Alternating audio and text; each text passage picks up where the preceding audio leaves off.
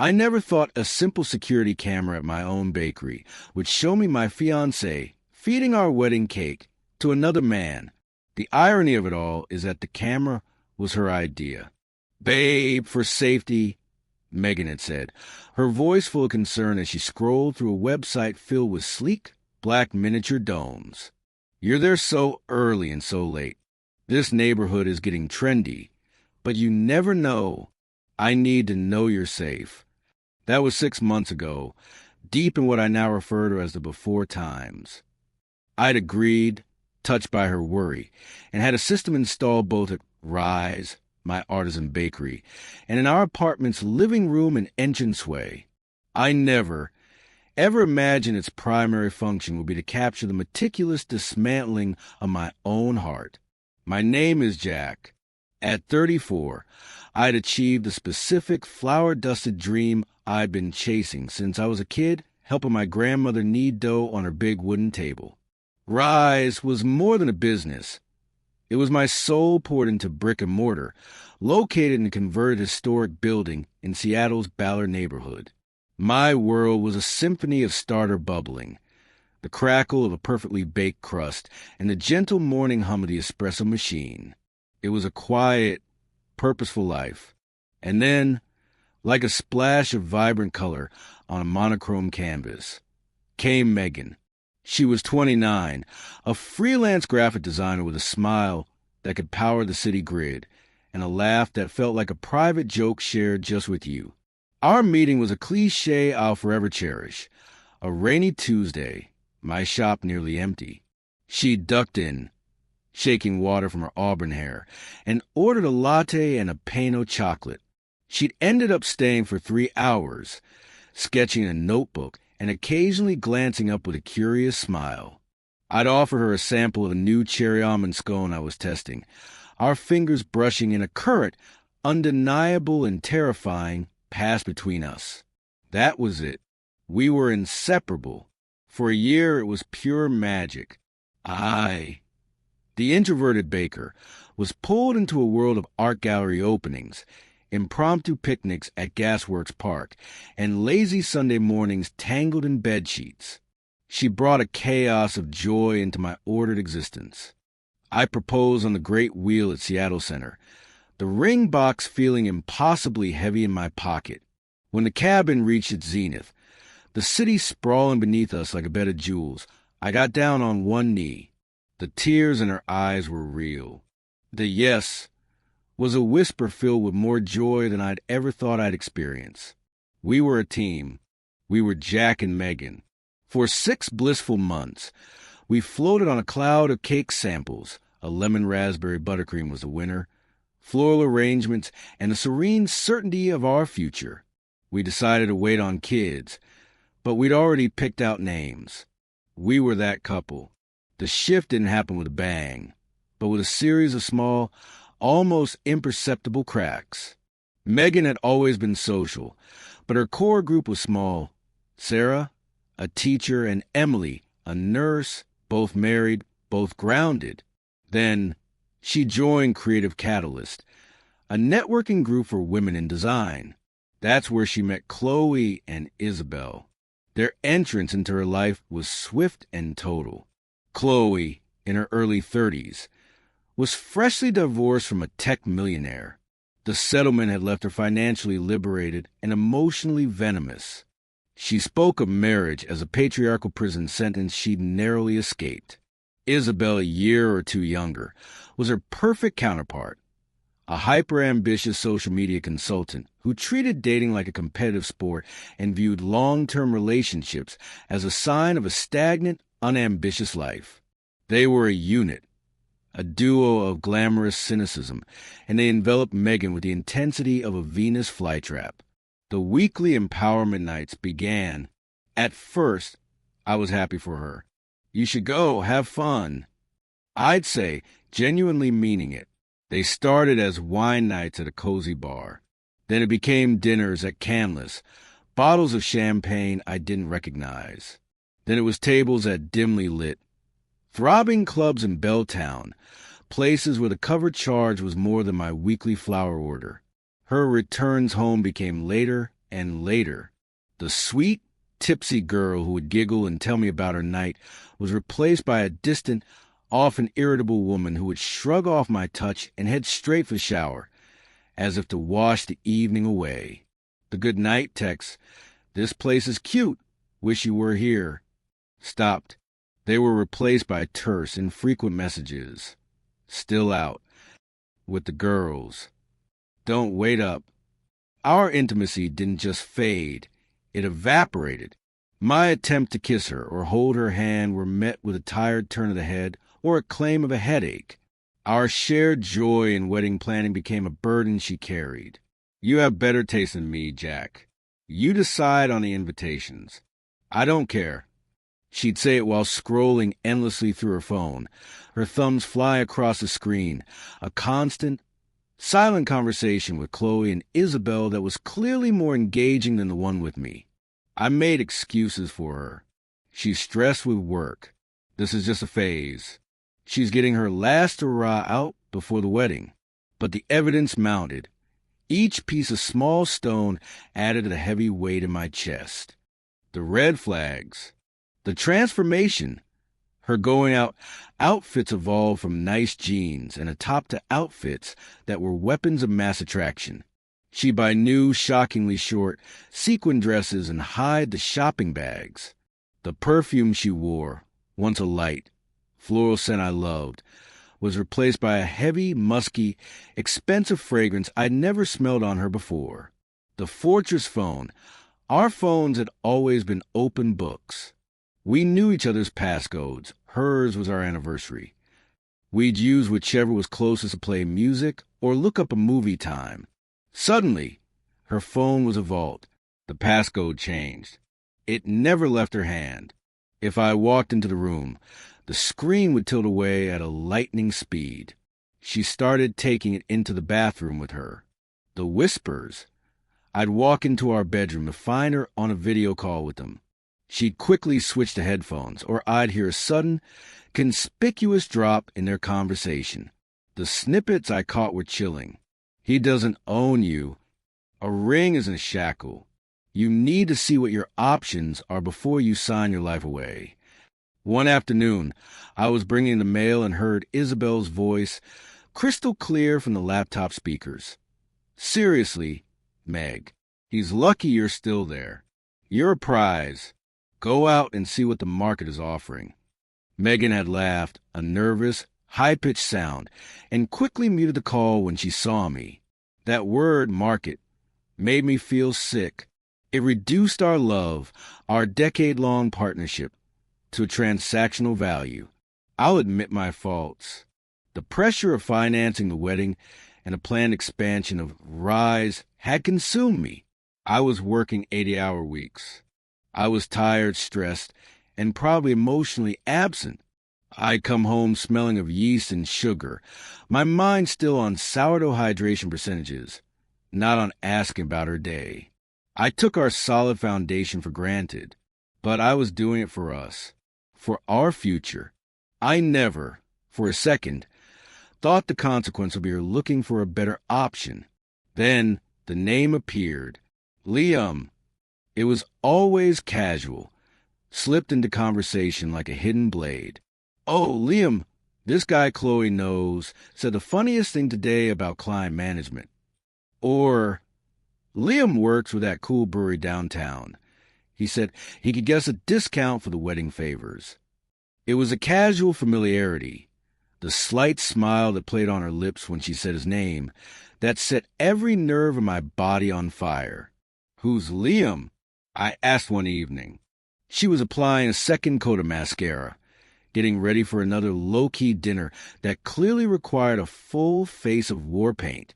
The makeup wand halted, a fraction of a second of hesitation. "Just a friend of Chloe's. He's in marketing. Super connected. He's been giving me some career advice, that's all." She turned to me, her expression a mask of exasperation. "God, Jack, not everything is a conspiracy. You're being so paranoid lately." I let it go, but the seed of dread had been planted, watered by her defensiveness, and was now sprouting thorns in my gut. The catalyst came on a Thursday. She was getting ready for a big night. Chloe had somehow secured a VIP table at Onyx, a club so exclusive I'd only read about it in magazines. The dress was black, backless, and looked painted on. She looked stunning, and it filled me with a cold dread. "Big plans tonight?" I asked, leaning against the doorframe, trying to keep my voice light. She didn't look at me, focusing on clasping a diamond tennis necklace I'd never seen before. Just the usual. Dinner and maybe some dancing with the girls. "That's quite the outfit for maybe some dancing," I said, the edge of my voice sharper than I intended. She spun around, her eyes flashing with anger I hadn't seen before. "Here we go again. What is your problem, Jack? Why is your default setting suddenly jealous and insecure? Maybe if you put half the energy into us that you put into your precious sourdough, I wouldn't need to go out with my friends to feel seen." The words were a physical blow. I felt the air leave my lungs. "Seen? What are you talking about? I'm right here." "Are you?" She shot back, her voice rising. "Because it feels like you're married to that bakery. Chloe and Isabel see it. They say I've become a placeholder, that I've lost my spark, that I'm just settling. And maybe they're right." And then the kill shot, the line that shattered the beautiful illusion of our future into a million sharp pieces. Maybe if you made me feel wanted, I wouldn't have to get my validation elsewhere. The room was silent, except for the hum of the refrigerator. The word hung in the air, toxic and heavy. "Elsewhere?" I asked, my voice dangerously low and calm. Panic flickered in her eyes. She'd said the quiet part out loud. She immediately began backpedaling, flustered. "That's not what I meant. I meant validation for my work, for my friend's support." "Ugh, you're always twisting my words to make me sound like the villain. I'm going to be late." She grabbed a small clutch, too small for anything but a lipstick and a phone, and left, the slam of the door echoing like a gunshot in the sudden silence of our apartment. I stood there frozen, the word "elsewhere" ringing in my ears. That was the moment the last thread of doubt snapped. My gut, my heart, my every instinct screamed that something was horribly, irrevocably wrong. Talking was useless. She just weaponized my concerns, twist them into more evidence of my insecurity, and use them to justify whatever elsewhere meant. I needed proof. I spent the next day at the bakery in a fog, my hands mechanically shaping loaves, while my mind raced in frantic, terrified circles. And then I remembered. The cameras. The system I'd installed to keep my business safe was now my only tool to uncover the truth about my personal life. The plan felt sordid, a violation of our shared space. But her words felt like a deeper, more profound violation. I had to know. That Friday, I told Megan I had a massive catering order for a last-minute wedding and had to pull an all-nighter at the bakery. A partial truth. I did have an order, but it was manageable. I finished the baking by 10 p.m. Instead of going home, I went to the small, flour-dusted office in the back of Rise. My heart hammered against my ribs, so hard I felt dizzy. With trembling hands, I opened the security app on my phone, navigated to the live feed for our apartment living room, and pressed record. The first 15 minutes were benign. Megan, Chloe, and Isabel were there, music playing softly in the background. They were drinking champagne from flutes. They were laughing. The picture of sophisticated fun. Then the conversation turned. Chloe, holding her glass like a scepter, held court. "He's definitely going to be there tonight, Meg. Liam, he texted Chloe specifically to ask if you were coming. He's utterly smitten." Megan giggled, a sound that once filled me with warmth but now curdled my stomach. "Stop it. He's just a charming flirt. It's his default setting." A charming flirt who could model for Athleta on the side. Isabel chimed in, topping off her glass. And that startup of his is about to get a monster second round of funding. You'd be an idiot not to at least see what's on the other menu before you commit to the same meal for the rest of your life.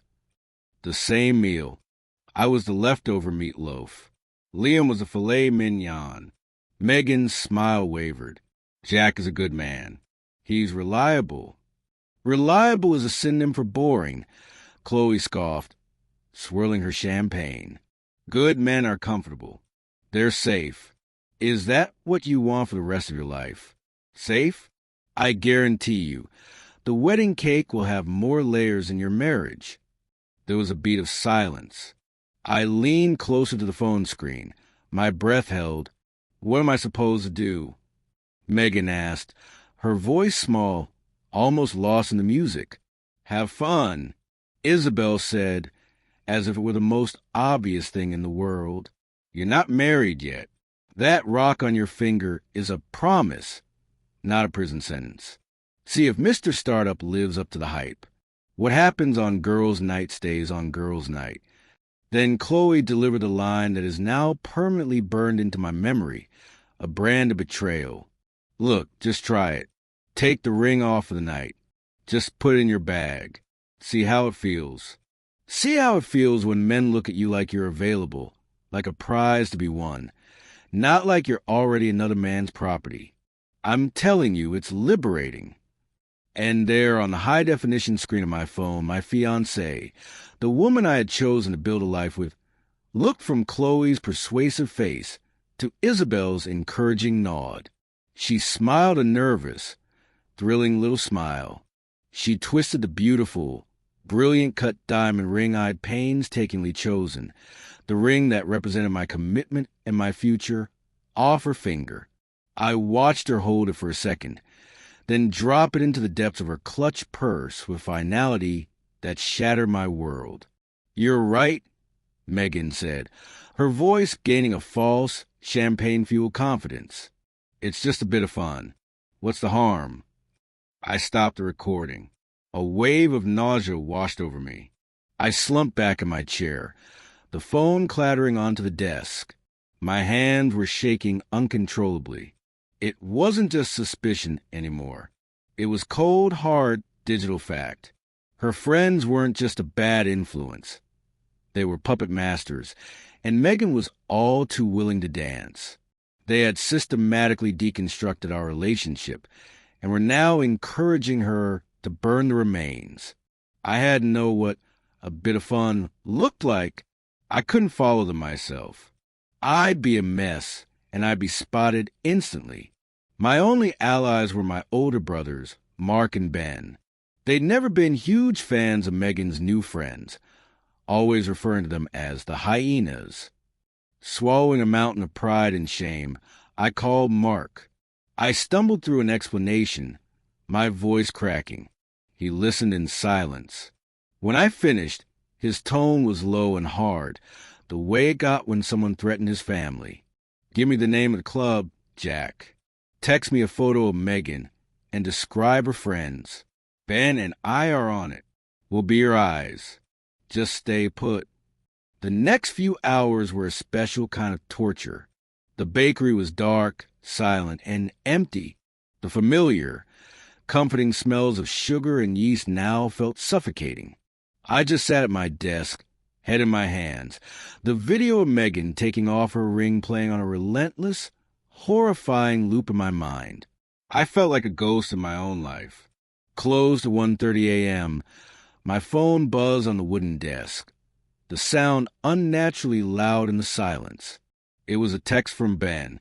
No words, just a picture. It was slightly blurry, taken from a distance in a dark, strobe-lit room, but the details were horrifyingly clear. It showed Megan, her back against a faux velvet wall, her head tilted up. She was locked in a passionate, deep kiss with a tall, athletic man with blonde hair, Liam.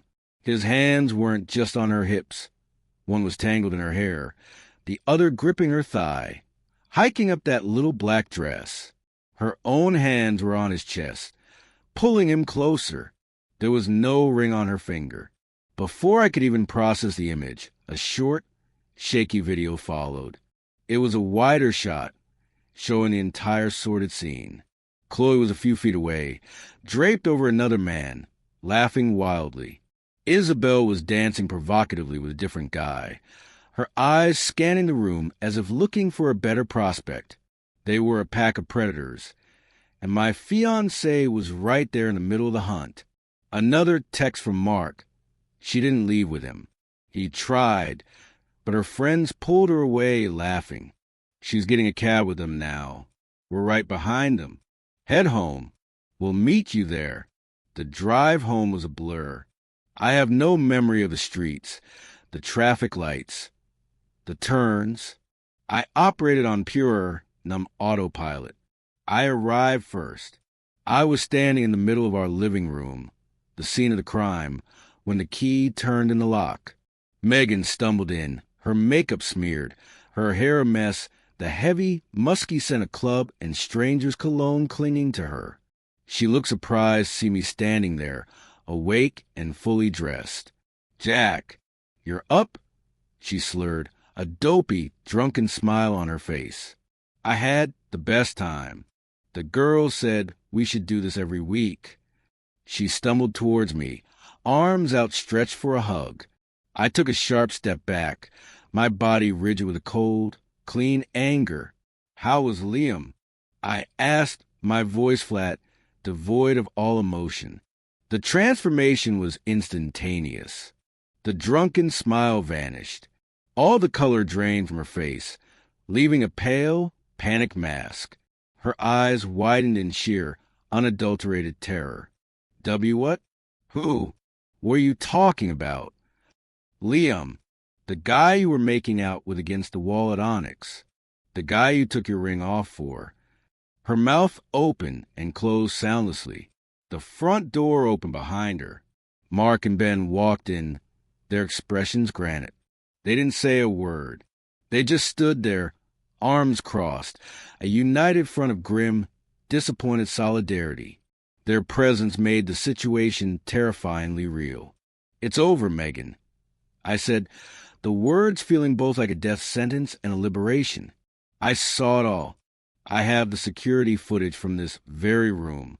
I heard your friends convince you to take off your ring. My brothers saw you cheating. It's done." Her legs seemed to give out. She collapsed onto the hardwood floor in a heap, and the waterworks began. Great, heaving sobs that I'm sure she believed were genuine. The excuses poured out in a predictable, pathetic torrent. It was the alcohol. It was the pressure. She felt so alone. Her friends made her do it. It was just a kiss. It meant nothing. She loved me. It was a mistake. I didn't yell. I didn't cry. I just felt a vast, hollow emptiness. The love I had felt for her had been instantly and permanently replaced by a profound, icy stillness. "Pack a bag," I said, my voice still eerily calm. "You can go stay with Chloe or Isabel. See how liberating that feels. I want you out by morning." The subsequent fallout was nuclear. I called off the wedding the next day. It was a logistical nightmare of canceled vendors and returned gifts, but each canceled contract felt like removing a shard of glass from my heart. I found Liam on LinkedIn. A few clicks later, I found his girlfriend, a sweet-faced architect. I sent her the video from my brothers, anonymously with a simple note. "You deserve to know." I heard through a mutual acquaintance that it ended them. I sent the footage of Chloe to her divorce lawyer. Rumor has it her ex-husband used it to prove her character and successfully petitioned to reduce his alimony payments significantly. Karma, it seems, is not just a concept. Isabel's reputation in her precious creative catalyst group evaporated overnight as the story spread like wildfire. Megan tried for weeks to hoover me back in. She sent long, rambling emails full of apologies and self-pity. She cried on the phone, blaming her friends, blaming her insecurities, blaming me for neglecting her. She promised couples counseling, individual therapy, anything. She said it was the biggest mistake of her life. And maybe it was. But some mistakes are catastrophic. Some breaches of trust are so fundamental that there is no bridge strong enough to cross the chasm they create. The woman I loved was gone, replaced by a stranger capable of breathtaking deceit. I threw myself into my work. Rise became my sanctuary, my monastery. The simple, honest, predictable processes of baking were my therapy. Flour, water, salt, time. Feed the starter. Knead the dough. Shape the loaves. Bake. There's a profound truth in creating something tangible and nourishing from simple ingredients.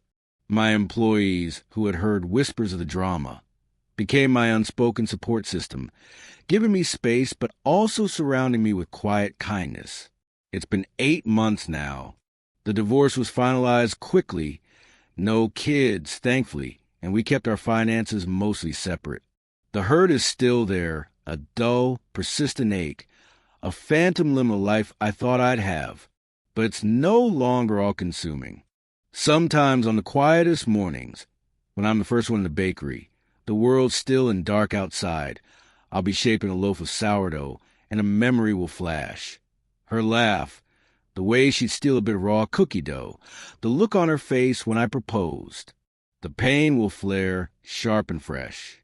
But then I'll feel the dough, alive and resilient under my hands. I'll remember the cold, hard truth I saw on that camera feed. I didn't just lose a fiancée. I lost the entire future I had meticulously planned and dreamed of. But in its place, I found something else, a brutal clarity, a resilience I never knew I possessed, and the unwavering understanding that some things, once broken, can never truly be whole again. You can't unbake a cake. You can't unburn the bread. You can only acknowledge the failure, learn from it, clean the bowl, and start again from scratch. And sometimes the second rise is even better than the first.